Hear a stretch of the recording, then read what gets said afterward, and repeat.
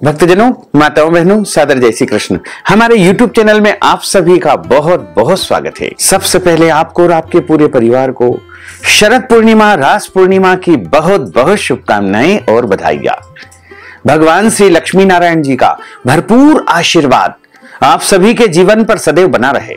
आप सभी सुखी रहें, स्वस्थ रहें, व्यस्त रहें और मस्त रहें।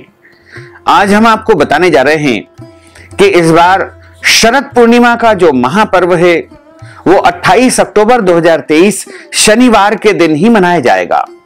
लेकिन शरद पूर्णिमा के दिन चंद्र ग्रहण पड़ने जा रहा है। इस कारण से सभी लोगों के मन में संशय की स्थिति उत्पन्न हो गई है कि पूर्णिमा का पूजन कब करें तथा पूर्णिमा का व्रत कब रखें, और जो चंद्रमा की रोशनी में खीर रखी जाती है वह कब रखना चाहिए, तथा पूर्णिमा के सभी नियमों का पालन कब से कब तक करना चाहिए। शरद पूर्णिमा के दिन भगवान श्री वृंदावन बिहारी ने रासोत्सव रचा था, यानी रास किया था। इसलिए इस पूर्णिमा को रास पूर्णिमा कहा जाता है। ब्रजमंडल में रास पूर्णिमा का विशेष उत्सव महोत्सव मनाया जाता है। और शरद पूर्णिमा यानी चंद्रमा इस दिन अपनी संपूर्ण कलाओं से युक्त होकर के पृथ्वी पर अमृत की वर्षा करते हैं। साथ ही जब देवताओं और दानवों ने मिलकर के समुद्र मंथन किया था तो उसके माध्यम से माता महालक्ष्मी जी प्रकट हुई थी। तो महालक्ष्मी जी का प्रागट्योत्सव अवतरण दिवस शरद पूर्णिमा के दिन ही मनाया जाता है। और शरद पूर्णिमा के दिन रात्रि के समय चंद्रमा की रोशनी में जो खीर रखी जाती है वह औषधि युक्त हो जाती है। उस खीर को खाने से मनुष्य के जीवन में कभी भी कोई रोग नहीं आता है, शरीर में कोई पीड़ा नहीं होती है। यदि आपके शरीर में कोई रोग है, पीड़ा है, तो वो भी समाप्त हो जाती है। साथ ही कई जगहों पर, कई क्षेत्रों में, ग्रामीण क्षेत्रों में लगातार 5 दिनों तक दूध एकत्रित करके उसे मावा बनाया जाता है और मावे के लड्डू बना करके भगवान को भोग लगा करके घर परिवार में प्रसाद का वितरण किया जाता है। इसलिए इस पूर्णिमा को मावे के लड्डू की पूर्णिमा के रूप में भी माना जाता है। इस बार आश्विन मास के शुक्ल पक्ष की शरद पूर्णिमा तिथि का प्रारंभ 28 अक्टूबर 2023 शनिवार की सुबह यानी ब्रह्म मुहूर्त में 4:18 से हो जाएगा, जो कि 28 और 29 अक्टूबर की रात्रि 1:54 पर पूर्णिमा तिथि समाप्त हो जाएगी। वैसे तो यदि हम देखें तो पुष्टि मार्गी संप्रदाय में ग्रहण होने की वजह से 27 अक्टूबर के दिन ही शरद पूर्णिमा मनाई जाएगी, रास पूर्णिमा मनाई जाएगी, क्योंकि 28 अक्टूबर पूर्णिमा के दिन ग्रहण का सूतक लग जाएगा और रात में ग्रहण लगेगा। ऐसे में पुष्टि मार्गी जो व्यवस्था है वहां पर एक दिन पहले यानी 27 अक्टूबर 2023 शुक्रवार की रात्रि में शरदो उत्सव मनाया जाएगा, शरद पूर्णिमा मनाई जाएगी। तो यदि आप लोग भी चाहें तो 27 सितंबर शुक्रवार की रात में खीर बना करके तैयार कर ले और 28 अक्टूबर को जैसे ही सुबह 4:18 से पूर्णिमा तिथि लग जाए, उसके बाद चंद्रमा की रोशनी में खीर रख करके और भगवान का विशेष पूजन अर्चन आप संपन्न करके शरद पूर्णिमा का महापर्व मना सकते हैं। और इस दिन भी प्रातः काल ब्रह्म मुहूर्त में मावे के लड्डू का भोग प्रभु को अर्पण करके प्रसाद का वितरण कर सकते हैं। इस बार व्रत की पूर्णिमा और शरद पूर्णिमा 28 अक्टूबर 2023 शनिवार के दिन ही रहेगी। इस बार पूर्णिमा की रात में खग्रास यानी पूर्ण चंद्र ग्रहण होने जा रहा है। यह ग्रहण 28 और 29 की रात्रि 1:05 से शुरू होकर के 2:23 तक रहेगा। इस चंद्र ग्रहण की कुल अवधि 1 घंटा और 18 मिनट रहेगी। यह ग्रहण भारत के सभी राज्यों में, सभी शहरों में, सभी नगरों में, सभी गांवों में, सभी स्थानों पर दिखाई देगा तथा इस ग्रहण का सूतक ग्रहण प्रारंभ होने के 9 घंटे पहले यानी 28 अक्टूबर 2023 शनिवार को दिन में दोपहर के बाद 4:05 से लग जाएगा। तो ग्रहण का सूतक प्रारंभ होने के पहले पहले आपको सत्यनारायण भगवान की कथा कर लेनी चाहिए और पूर्णिमा से संबंधित पूजन पाठ अर्चन कर लेना चाहिए, क्योंकि सूतक काल के दौरान भगवान के देव स्थान के पट बंद कर दिए जाते हैं। सभी मंदिरों के पट और अपने घर के मंदिर के पट 28 अक्टूबर दोपहर को 4 बजे के बाद से बंद हो जाएंगे, जो कि ग्रहण समाप्ति के बाद ही खुलेंगे।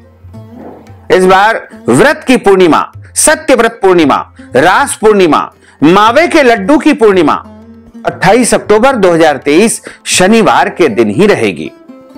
शरद पूर्णिमा की रात में चंद्रमा अपनी संपूर्ण कलाओं से युक्त होकर के पृथ्वी पर अमृत की बरसात करते हैं और माता महालक्ष्मी जी का प्रागट्य दिवस है। तो इस पूर्णिमा को कोजागरी पूर्णिमा के नाम से भी जाना जाता है। माता महालक्ष्मी का प्रागट्य इसी दिन हुआ है। तो इस रात्रि में माता महालक्ष्मी जी पृथ्वी पर भ्रमण करने आती है और वो देखती है कि कौन कौन जाग रहा है। जो जागता है उसे माता महालक्ष्मी अपार धन प्रदान करती है। यदि आपके घर परिवार में गरीबी है, आर्थिक समस्या है, बहुत ज्यादा कर्ज हो चुका है, तो आपको शरद पूर्णिमा की रात में जाग करके माता महालक्ष्मी का स्मरण अवश्य करना चाहिए। यदि आप शरद पूर्णिमा की पूरी रात जाग लेंगे तो निश्चित मानिएगा कि आपके घर में अखंड लक्ष्मी का वास होगा, स्थिर लक्ष्मी का वास होगा, दशों दिशाओं से लक्ष्मी जी का आगमन होगा, क्योंकि माता महालक्ष्मी जी यह देखती है कि कौन कौन जाग रहा है। जो जागता है उनका घर धन से भर देती है। इस पूर्णिमा को कोजागरी पूर्णिमा के नाम से भी जाना जाता है। इस बार स्नान दान व्रत की कोजागरी शरद पूर्णिमा की रात में खग्रास यानी पूर्ण चंद्र ग्रहण होने जा रहा है। यह ग्रहण रात्रि 1:05 से शुरू होकर के 2:23 तक रहेगा। इस चंद्र ग्रहण की कुल अवधि 1 घंटा 18 मिनट होगी। इस ग्रहण का सूतक ग्रहण प्रारंभ होने के 9 घंटे पहले यानी 28 अक्टूबर 2023 शनिवार को दिन में दोपहर 4:05 से लग जाएगा। इसी दिन सूतक लगने से पहले आप सत्यव्रत पूर्णिमा का पूजन अर्चन कर ले। और यदि आप खीर बना करके रखना चाहते हैं तो खीर को बना करके तैयार करके रख ले। उसमें कुशा और तुलसी का पत्ता डाल करके ढक करके अंदर कमरे में आपको रखना चाहिए, यानी खुले आसमान में उस खीर को नहीं रखना है, क्योंकि ग्रहण का जो चंद्रमा होता है वो अमृत की बरसात नहीं करता है, वरन उस चंद्रमा से जहर की बरसात होती है, विष की वर्षा होती है। इसलिए उस खीर को आपको खुले मैदान में नहीं रखना चाहिए, खुले आसमान के नीचे नहीं रखना चाहिए। तुलसी का पत्ता और कुशा डाल करके उसे देव स्थान में, मंदिर में या किसी भी बंद कमरे में रख करके ढक करके रख देना चाहिए। कोई भी भोजन पदार्थ यदि आपने 4:05 से पहले बनाया है तो उसमें आपको कुशा या तुलसी जी का पत्ता अवश्य ही डाल करके रखना चाहिए। और यदि बहुत आवश्यक लगे तो आप उस वस्तु का उपयोग खाने पीने में या फिर अन्य व्यवस्था में कर सकते हैं, क्योंकि कुशा और तुलसी जी का जो पत्ता होता है उससे ग्रहण की नकारात्मक किरणें उस वस्तु में प्रवेश नहीं कर पाती है। वैसे तो नियम यह है कि ग्रहण का सूतक जैसे ही लगेगा यानी 28 अक्टूबर को जब 4:05 पे सूतक आरंभ होगा उसके पहले ही सभी को भोजन कर लेना चाहिए। हालांकि सूतक काल के दौरान रोगी यानी जिसको कोई बीमारी हो, वृद्ध, बुजुर्ग व्यक्ति या छोटे बच्चे जिनका यज्ञोपवीत संस्कार नहीं हुआ हो और गर्भवती माताएं बहनें वो भोजन कर सकती है, उनके लिए कोई नियम नहीं रहेगा। हालांकि सामान्य व्यक्तियों को ग्रहण का सूतक आरंभ करने के पहले पहले भोजन का कार्य संपन्न करके सभी पूजन पाठ से निवृत्त हो जाना चाहिए। अब ग्रहण के सूतक के दौरान आपको अपने घर के मंदिर के पट बंद करना है, क्योंकि ग्रहण की जो नकारात्मक किरणें हैं वो सूतक आरंभ होते ही आकाश मंडल से प्रवाहित होने लग जाएगी। ऐसे में आपको भगवान से स्पर्श नहीं करना है। यदि पट बंद नहीं भी करते हैं तो भगवान से स्पर्श नहीं करना है, प्रभु को छूना नहीं है। आप भगवान के सामने बैठ करके मंत्र जाप कर सकते हैं, अनुष्ठान कर सकते हैं, पूजा पाठ कर सकते हैं, भजन कीर्तन कर सकते हैं, इसका कोई दोष नहीं है। लेकिन ग्रहण के सूतक में या ग्रहण के दौरान भगवान को स्पर्श नहीं करना चाहिए, छूना नहीं चाहिए। जिस प्रकार जन्म या मृत्यु के सूतक के दौरान हम प्रभु को स्पर्श नहीं करते हैं, उसी प्रकार हमको ग्रहण के सूतक में या ग्रहण के दौरान प्रभु को छूना नहीं चाहिए, उनको स्पर्श नहीं करना चाहिए। ग्रहण के दौरान किसी भी मनुष्य को सोना नहीं चाहिए। वैसे भी यह शरद पूर्णिमा है, कोजागरी पूर्णिमा है, तो महालक्ष्मी जी पृथ्वी पर भ्रमण करने आएगी। तो यदि आप सो जाएंगे तो लक्ष्मी जी की कृपा आपको प्राप्त नहीं होगी, और यदि आप पूरी रात जागते रहेंगे तो निश्चित मानिएगा कि माता महालक्ष्मी आपके घर में प्रवेश कर जाएगी और आपके जन्मों जन्मों की गरीबी दरिद्रता हमेशा के लिए समाप्त हो जाएगी। आपके घर में धन धान्य की वर्षा होने लगेगी। ग्रहण जब आरंभ होता है उस समय आपको ब्रह्मचर्य व्रत का पालन करना है। सूतक में भी इन सभी नियमों का पालन करना चाहिए। सोना नहीं चाहिए, कोई भी भोजन पदार्थ खाना पीना वर्जित माना जाता है। लेकिन गर्भवती माताएं बहनें, छोटे बच्चे और रोगी यदि बहुत ज्यादा आवश्यक हो तो तुलसी जी का पत्ता खाने पीने की वस्तु में डाल करके उसको खा पी सकते हैं। लेकिन ध्यान रखें, चंद्रमा की रोशनी में खाने पीने की कोई भी वस्तु को आपको इस रात्रि में नहीं रखना है। जब चंद्र ग्रहण समाप्त हो जाए उसके बाद ही स्नान करने के बाद चंद्रमा को अर्घ प्रदान करना है। यदि आप पूर्णिमा का व्रत करते हैं और चंद्रमा को अर्घ प्रदान करना चाहते हैं तो आप 28 अक्टूबर शनिवार की सुबह जब पूर्णिमा तिथि आरंभ हो जाएगी 4:18 पर, उसके बाद चंद्रमा को अर्घ प्रदान कर सकते हैं। या फिर 28 और 29 अक्टूबर की मध्य रात्रि जब चंद्र ग्रहण 2:23 पर समाप्त हो जाएगा उसके बाद ही चंद्रमा को अर्घ प्रदान कर सकते हैं। और जैसे ही ग्रहण समाप्त हो सभी को स्नान करना चाहिए। घर में गंगा जल या गोमूत्र छिड़क करके पोछा लगाना चाहिए। अपने घर के देवी देवताओं को स्नान करके उनको चंदन लगाए, तुलसी पत्र चढ़ाएं और उनको पुष्प की माला या पुष्प अर्पण करें। ताजा नैवेद्यम यानी ताजा भोग बना करके प्रभु को भोग लगाएं। और यदि आपने जो भोग बना करके सूतक के पहले रखा हुआ है उसमें तुलसी जी का पत्ता डाल दिया है तो उसको आप ग्रहण के बाद उपयोग कर सकते हैं। लेकिन ध्यान रखें, मीठी वस्तु में ही तुलसी जी का पत्ता डाल करके उसको ग्रहण के बाद उपयोग किया जा सकता है। इसके अलावा फल, जल, दूध या फलों का रस, इन वस्तुओं में तुलसी जी का पत्ता डाल करके ग्रहण के बाद आप उपयोग कर सकते हैं। लेकिन रोटी, पूड़ी, सब्जी, भजिया, नमकीन वस्तु या अन्य नमक वाली जो वस्तु होती है, सब्जी या दाल, उनको ग्रहण के पहले आपको नहीं बनाना है। उसको ग्रहण समाप्त होने के बाद ही आपको बनाना चाहिए। तो सभी प्रयास करें कि 28 अक्टूबर को दोपहर 4:05 के पहले पहले भोजन कर ले और उसके बाद कुछ न खाएं। बहुत आवश्यक हो तो आप तुलसी पत्र डाल करके जल, दूध या फल या फलाहारी वस्तु या फिर कोई भी फलों का रस आप सेवन कर सकते हैं, इसका कोई दोष नहीं लगेगा। लेकिन ध्यान रखें, किसी भी वस्तु को आपको चंद्रमा की रोशनी में इस रात्रि में नहीं रखना है। ग्रहण जब समाप्त हो जाए तो उसके बाद स्नान करके अपने घर के मंदिर की सफाई करें, पूरे घर को अच्छी प्रकार से झाड़ू पोछा लगा करके स्नान करें और स्नान करके देवी देवताओं का पूजन करें। तथा शरद पूर्णिमा का पर्व आपको ग्रहण समाप्ति होने के बाद ही मनाना चाहिए। यदि ग्रहण समाप्त होने के बाद आप पूजन अर्चन करेंगे, दान पुण्य करेंगे तो उसका अनंत गुना पुण्य फल आपको प्राप्त होगा। शरद पूर्णिमा को रात्रि में खीर बनाई जाती है और इस बार ग्रहण होने की वजह से जो खीर आप बनाएं उसको यदि आपने बना ली है पहले तो उसमें तुलसी का पत्ता या कुशा डाल करके ढक करके बंद कमरे में आपको रख देना चाहिए। लेकिन नहीं बनाई है तो ग्रहण समाप्त होने के बाद यानी 29 अक्टूबर की सुबह 2:23 के बाद ही आपको खीर का निर्माण करना चाहिए। यदि आप चाहें तो खीर का जो आयोजन है वो 27 अक्टूबर 2023 शुक्रवार की रात में भी कर सकते हैं। इसमें कोई दोष नहीं लगेगा। शरद पूर्णिमा को जो चंद्र ग्रहण होने जा रहा है वह भारत समेत दुनिया के अधिकांश देशों में दिखाई देगा। इस चंद्र ग्रहण को ब्लड मून के रूप में माना जा रहा है, क्योंकि ग्रहण के दौरान एक अवस्था में पहुंच करके चंद्रमा का रंग रक्त की तरह लाल दिखाई देने लगेगा।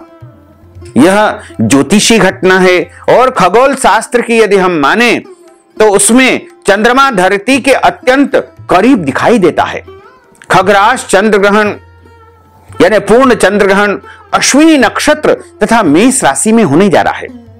इसलिए जिन लोगों की मेष राशि है या जिनका जन्म अश्विनी नक्षत्र में हुआ है अथवा मेष लग्न में जिनका जन्म हुआ है, उनके लिए यह ग्रहण अशुभ रहेगा। उनको अधिक से अधिक समय भगवान का भजन तथा कीर्तन करना चाहिए और इस ग्रहण का विशेष रूप से ध्यान गर्भवती माताओं बहनों को जरूर रखना चाहिए। सूतक के दौरान तो वो अपना सभी कार्य सामान्य रूप से कर सकते हैं, लेकिन जैसे ही ग्रहण लगे उस समय उनको कोई भी धारदार वस्तुओं का जैसे चाकू, छुरी, हंसिया, कैंची, सुई, कुल्हाड़ी या अन्य कोई भी वस्तु का उपयोग नहीं करना चाहिए। कैंची से उनको इस रात में कपड़े नहीं काटना है, चाकू से सब्जी नहीं काटना है। हालांकि रात का समय रहेगा, इसलिए अधिकतम माताएं बहनें धारदार वस्तुओं का उपयोग वैसे ही नहीं करती है, लेकिन फिर भी आपको सावधानी रखना बहुत आवश्यक होगा। और सुई धागे से कपड़ा नहीं सिलना है। कोई भी धारदार वस्तुओं का उपयोग गर्भवती माताओं बहनों को इस रात में नहीं करना चाहिए तथा ग्रहण के समय माताओं बहनों को खुले स्थान में नहीं जाना चाहिए और उनको इस दौरान यात्रा नहीं करना चाहिए। ग्रहण को देखना नहीं चाहिए। प्रयास करें कि जब ग्रहण चल रहा है उस समय सोना नहीं चाहिए। यदि बहुत ज्यादा आवश्यक है सोना, बहुत नींद आपको परेशान कर रही है, तो अपने बिस्तर में कुशा या तुलसी जी का पत्ता आपको रख देना चाहिए। जैसे आपके घर में आपके बिस्तर के ऊपर ग्रहण का प्रभाव नहीं होगा, वैसे भी जब ग्रहण का सूतक आरंभ हो तो आप अपने धुले हुए कपड़े पहनने का जो भी वस्त्र हो या बिस्तर हो या जो भी वस्तु आपके घर में रखी हो, उनमें कुशा या तुलसी जी का पत्ता आपको अवश्य रख देना चाहिए, जिससे ग्रहण का कोई भी दुष्प्रभाव आपके घर में नहीं पड़ेगा। गर्भवती माताएं बहनें यदि ग्रहण से बचना चाहती है तो उनको ग्रहण की रात में अपने पेट के ऊपर गेरू लगा लेना चाहिए या हल्दी लगा ले या फिर गोमूत्र या गोबर भी लगा सकती है। यदि चाहें तो केसर या हल्दी भी अपने पेट के ऊपर लगा लेगी, क्योंकि उनके पेट में एक बच्चा पल रहा है और उसकी रक्षा और सुरक्षा करना गर्भवती माताओं बहनों का सबसे पहला कर्म है, सबसे पहला कर्तव्य है। इसलिए उसका ध्यान रखते हुए माताओं बहनों को इस दिन ग्रहण से विशेष रूप से सावधानी बरतने की आवश्यकता होगी। ग्रहण के बाद सभी को वस्त्र सहित स्नान करना चाहिए और ग्रहण के बाद दान पुण्य अवश्य करना चाहिए, क्योंकि ग्रहण के बाद जो मनुष्य दान करता है उसे करोड़ों यज्ञों का फल प्राप्त होता है। अश्वमेध यज्ञ का पुण्य उसे मिलता है, वाजपेयी यज्ञ का पुण्य उसे प्राप्त होता है। ग्रहण के बाद ब्राह्मण को अन्न दान देना चाहिए, फल का दान देना चाहिए, वस्त्र का दान देना चाहिए। अन्न का दान के साथ साथ यदि वो चाहें तो ताजे भोजन का भी दान कर सकते हैं या ब्राह्मण को घर बुला करके भोजन भी करवा सकते हैं, उनको वस्त्र का दान भी दे सकते हैं। इसके अलावा ग्रहण के बाद आप चाहें तो जरूरतमंद व्यक्ति को भी अन्नदान, वस्त्रदान, भोजन का दान कर सकते हैं। इसका कोई दोष नहीं लगेगा। जब भी आकाश मंडल में सूर्य ग्रहण पड़ता है या चंद्र ग्रहण पड़ता है तो उसका असर पृथ्वीवासियों के ऊपर यानी इस मृत्यु लोक में रहने वाले प्रत्येक प्राणी के ऊपर अवश्य ही होता है। यद ब्रह्मांडे तत्पिंडे, ब्रह्मांड में होने वाली प्रत्येक घटना का असर मनुष्य मात्र के ऊपर अवश्य ही होता है। इसलिए जो ग्रहण 28 अक्टूबर को पड़ने जा रहा है उसका 12 राशियों के ऊपर भी प्रभाव देखने को मिलेगा और जो असर होगा वो लगभग 6 महीने तक जारी रहेगा, क्योंकि ग्रहण की अवस्था जब आती है तो ऐसे समय में राहु और केतु दोनों पाप ग्रह मिलकर के चंद्रमा को ग्रसित करेंगे, क्योंकि जब समुद्र मंथन हुआ था उस समय अमृत समुद्र मंथन के माध्यम से निकला था और अमृत की छीना झपटी देवताओं और दानवों के बीच में चल रही थी। देवताओं ने जाकर के भगवान श्री हरि विष्णु जी से निवेदन किया, उनसे आग्रह किया, तो उन्होंने मोहिनी स्वरूप धारण करके और एक पंक्ति में देवताओं को बिठाया, दूसरी पंक्ति में दैत्यों को यानी राक्षसों को बिठाया और उनके ऊपर मोहिनी विद्या आकर्षण के रूप में चला दी। उसके बाद अमृत का बंटवारा कर रहे थे। तब छल कपट करके राहु नामक जो दैत्य था वह देवताओं की पंक्ति में आकर के बैठ गया और उसने छल कपट से देवताओं की पंक्ति में बैठ करके अमृत का पान कर लिया। इस बात की शिकायत चंद्रमा तथा सूर्य दोनों ने भगवान नारायण से कर दी और भगवान नारायण ने राहु नामक दैत्य का धड़ मस्तक से अलग कर दिया। चूंकि अमृत का पान कर चुका है इसलिए दोनों हिस्से अमर हो गए। तब भगवान नारायण ने उसे वरदान दिया कि अब से तुम नवग्रह में स्थापित हो जाओगे। तो एक का नाम राहु पड़ा, दूसरे का नाम केतु हुआ। चूंकि चंद्रमा और सूर्य ने राहु और केतु की शिकायत भगवान नारायण से की थी, इसलिए समय समय पर सूर्य और चंद्रमा को राहु केतु ग्रसित करते हैं। इसी अवस्था को ज्योतिष शास्त्र में ग्रहण की अवस्था मानी गई है और ग्रहण के दौरान सभी देवी देवताओं के ऊपर कष्टमय स्थिति रहती है। ऐसे में जब हम भजन करते हैं, कीर्तन करते हैं, साधना करते हैं, आराधना करते हैं या फिर कोई भी उपाय करते हैं तो वह शीघ्र ही फलीभूत हो जाता है। तो यदि आप ग्रहण के दौरान इष्ट मंत्र का जाप करते हैं, गुरु मंत्र का जाप करते हैं या कोई भी मंत्र का जाप करते हैं तो वह मंत्र आपका सिद्ध हो जाएगा और आपको परम सिद्धि प्राप्त हो जाएगी और आपके जीवन की समस्त इच्छाएं, मनोकामनाएं अवश्य ही पूर्ण हो जाएगी। तो यदि आप जानना चाहते हैं कि 12 राशियों के ऊपर इस चंद्र ग्रहण का क्या प्रभाव होने वाला है, तो सबसे पहले जो 4 राशि है जिनको सबसे अधिक फायदा होगा वो 4 राशियां हैं सिंह, तुला, धनु और मीन। इन 4 राशि वालों को लॉटरी लगने का योग बनेगा, इनको प्रचुर मात्रा में धन प्राप्ति का योग बनेगा। नौकरी करते हैं तो वहां आमदनी बढ़ सकती है और यदि व्यापार करते हैं तो व्यापार में इनकी वृद्धि होने वाली है। स्थायी संपत्ति इनको प्राप्त होगी, भूमि, भवन, वाहन से भी इनको फायदा होगा। इसके अलावा जो काम इनका बहुत दिनों से अटका हुआ है, रुका हुआ है, वह भी होने का योग बन रहा है। यानी कुल मिलाकर के देखा जाए तो सिंह, तुला, धनु और मीन, इन 4 राशि वालों के लिए यह ग्रहण बहुत ही शुभ फलदायी साबित होगा। इसके अलावा मेष, वृषभ, कन्या और मकर, इन 4 राशि वालों के लिए यह ग्रहण अशुभ रहने वाला है।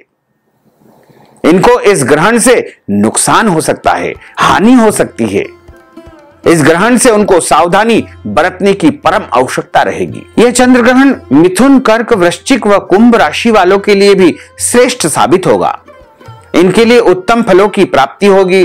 धन लाभ के साथ साथ नई जिम्मेदारी, नया काम, नया मुकाम इनको प्राप्त हो सकता है और जो भी मेहनत इनके द्वारा की जाएगी उसका भी इनको अच्छा फायदा हो सकता है। तो ग्रहण का जो दिन है वो 28 अक्टूबर है। शरद पूर्णिमा का जो दिन है वो भी 28 अक्टूबर है और व्रत की पूर्णिमा भी 28 अक्टूबर को रहेगी। तो आप ग्रहण का सूतक प्रारंभ होने के पहले पहले यानी 28 अक्टूबर को दिन में 4:05 के पहले पहले आपको सभी पूजन पाठ या सत्यनारायण भगवान की कथा आदि कार्य संपन्न कर लेना चाहिए। चूंकि यह ग्रहण 28 और 29 अक्टूबर की मध्य रात्रि 1:05 से शुरू होगा तथा इस ग्रहण का मोक्ष काल यानी ग्रहण समाप्ति का जो समय है वो रात्रि 2:23 रहेगा। ग्रहण की कुल अवधि 1 घंटा 18 मिनट रहेगी। यह ग्रहण भारतवर्ष में या संपूर्ण भारत देश में पूर्ण रूप से दिखाई देगा।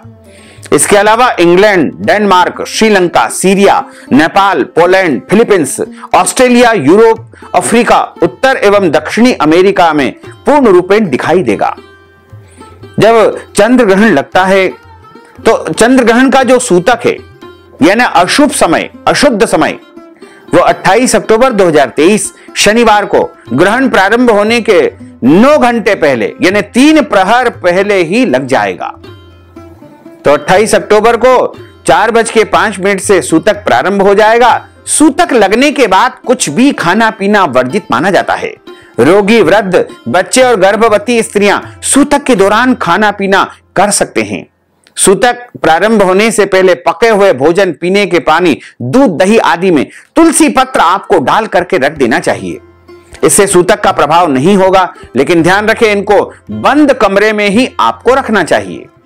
खुले मैदान में, खुले आकाश में कोई भी खाने पीने की वस्तु आपको ग्रहण काल के दौरान नहीं रखना चाहिए। तो भक्तजनों, माताओं, बहनों, यदि आप ग्रहण के संबंध में कोई भी जानकारी प्राप्त करना चाहते हैं तो आप कमेंट बॉक्स में अवश्य लिखें, हम आपको इसका जवाब अवश्य ही प्रस्तुत करने का प्रयास करेंगे। तो भक्तजनों, माताओं, बहनों, हमने जो ज्ञानवर्धक जानकारी आपको प्रदान की है, इसको आप अधिक से अधिक लोगों को शेयर करिएगा, लाइक करिएगा, कमेंट करिएगा। और यदि अभी तक आपने सब्सक्राइब नहीं किया है तो अभी और इसी समय सब्सक्राइब कर लीजिए, ताकि इसी प्रकार की ज्ञानवर्धक वीडियो सबसे पहले आपको प्राप्त हो सके। आपको और आपके पूरे परिवार को सादर जय श्री कृष्ण, सादर धन्यवाद।